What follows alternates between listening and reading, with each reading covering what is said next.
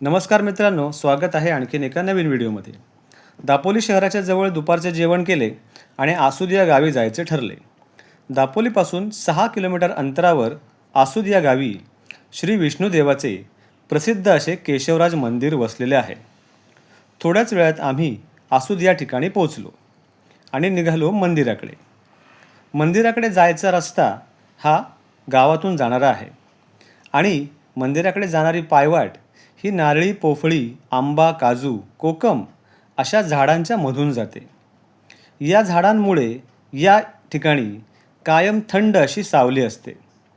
नारळी पोफळीच्या या बागा खूप वर्षापासून इथे आहेत आणि चांगल्या वाढलेल्या आहेत. थोडं चालून पुढे आलो की नदीवरती एक पूल बांधलेला आहे. उन्हाळा असला तरी नदीला थोडे वाहते पाणी होते. पुलावरून नदीचा परिसर खूप चांगल्या प्रकारे पाहता येतो. पूल सोडला की मग सुरू होते पायऱ्या चढत जाणारी वाट. ही वाट पायऱ्या चढणारी असल्यामुळे थोडी दमछाक होते, पण सावली असल्यामुळे फार त्रास होत नाही. मध्येच एका ठिकाणी दगडावर कोरलेले शिवलिंग दिसले. हात जोडून पुढे निघालो आणि काही पायऱ्या चढून मंदिराच्या मुख्य प्रवेशद्वाराजवळ आलो. मुख्य प्रवेशद्वार हे कमी उंचीचे असल्यामुळे वाकून आत प्रवेश करावा लागतो. प्रवेश केल्यावर लगेचच नजरेस पडते ते म्हणजे इथले आश्चर्य असणारे गोमुखातून येणारे पाणी, जे वर्षभर वाहत असते. मंदिराला एक सुंदर असा सभामंडप आहे आणि मंदिराच्या मुख्य गाभाऱ्यात लाईट नाही तर तेलाचे दिवे तेवत होते. केशवराज देवाची मूर्ती 3.5 फूट उंचीची आहे आणि अतिशय प्राचीन असून काळ्या पाषाणात घडवलेली आहे.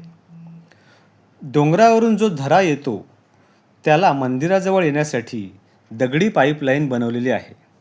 पूर्वीच्या माणसांचे पाणी व्यवस्थापन किती उच्च दर्जाचे होते हे यातून दिसते.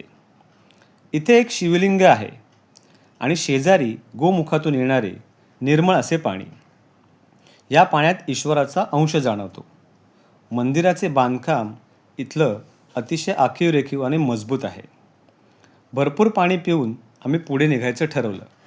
संध्याकाळ होत आली होती, सो आम्ही पुन्हा समुद्र किनाऱ्याच्या दिशेने निघालो. किनाऱ्याच्या बाजूने मस्त हवा सुटली होती आणि आम्ही हा व्हिडिओ इथेच थांबवायचे ठरवले. भेटू आता पुढल्या व्हिडिओमध्ये.